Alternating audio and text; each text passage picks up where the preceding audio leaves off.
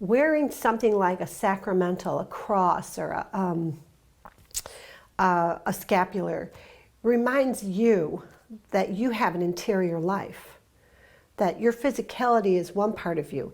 Your interior mind and heart and soul is another part of you, and that you are always working on the interior life. Now, some people put it on as superstition.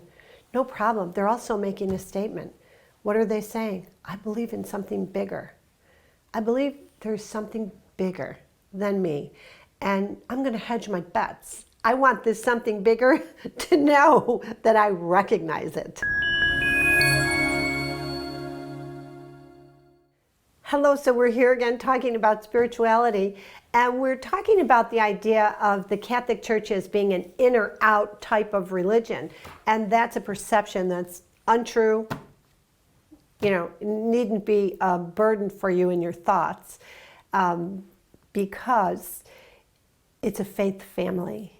It's an international faith family, and we know that all people are part of that faith family, and that different religions, different cultures are all God's children, and we are all loved by Christ. Christ came, sacrificed his life for all people. That's the redemption of mankind story. As an example, there was a saint called Saint Simon Stock in the 13th century, and he prayed to Our Lady, and what transpired was that she gave him something called a brown scapular, a piece of cloth, and she said that whoever wears this brown scapular would not suffer eternal fire, would be protected, would enjoy a connection with heaven that was marked. Now, that's what we call a sacramental. Here's the key. This wasn't for Catholics. It was something promoted through the Catholic Church, but the promise was any person who was baptized. So the people wear the brown scapular today, and it does a couple of things. Number one, it's the belief is that they will protect you from eternal, seclusion from God. In other words, wearing the brown scapular carries with it graces that will help you to choose heaven and all of us as your family for eternity. Now, you don't have to like every member of your family. In heaven, we will transcend what was hurtful and human. We know that. That's a truth. The point is that heaven did not say, this Catholic thing is for only Catholics. They said, anyone. Now that's a global thing, a promise that's global in nature. So you might say, but, oh, those Catholics, they're just superstitious. They believe wearing a piece of brown cloth is going to somehow protect you from, hell.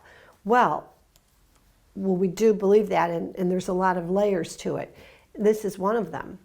Wearing something like a sacramental, a cross, or a scapular reminds you that you have an interior life, that your physicality is one part of you.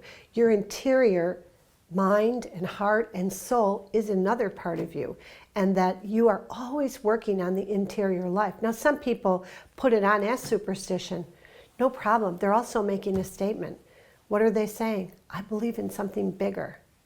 I believe there's something bigger than me, and I'm going to hedge my bets. I want this something bigger to know that I recognize it. It's all a dance. It's all a dance. And I think heaven delights in the dance. I think heaven takes sheer delight in the many ways that we communicate, that we recognize. So there was a man, and he wore a brown scapular his whole life. When he was a little boy, his mother always prayed the Carmelite prayer with him, a most beautiful flower of Mount Carmel, meaning Our Lady. So that's something he did many times in the day. And he did have that, he would say, it created a relationship for me with Our Lady, knowing that she was the servant to Christ and that she would help me recognize Christ in my life. So he was an old man and he was going into surgery and he had a scapular on. Of course, the nurses and anesthesiologists were like, off it comes. And he said, no, no.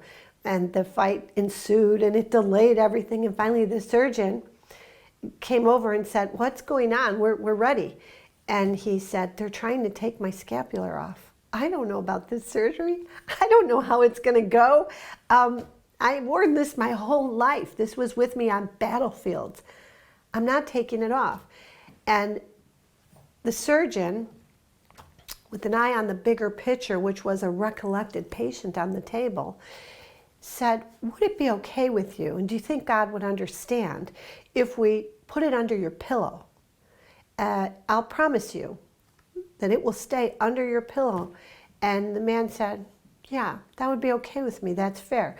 And prior to this, there was a little bit of an exchange and why this was important to him and what this connected him to in his life, in his past, in his mother, in all of the things he had survived, and where this brown scapular had been with him. So he was going into something that could also kill him, like those other things he had suffered.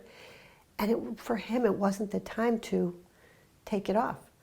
Now, would Christ have understood? Clearly, heaven would understand, and they would. The promise was obtained. But I just love both parts of that story.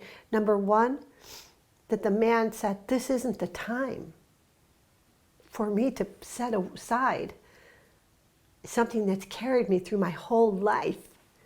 And I love that the surgeon recognized the importance of this for this man and recognized that I'm a surgeon, I'm going to do an operation, but there's something more important to this man than what I'm going to do, that's bigger than his life even, and means more to him, and that is his eternal life. And so he respectfully came up with a solution. Now, what means a lot to you? I mean, potentially it's not as sacramental, but what is it that you hold on to, that your parents gave you perhaps, or that you learned from childhood through your parents' mistakes potentially? None of us has perfect families, but we all carry something out of our childhood that we don't want to forget. Maybe it's an attitude that we don't care what people think of us.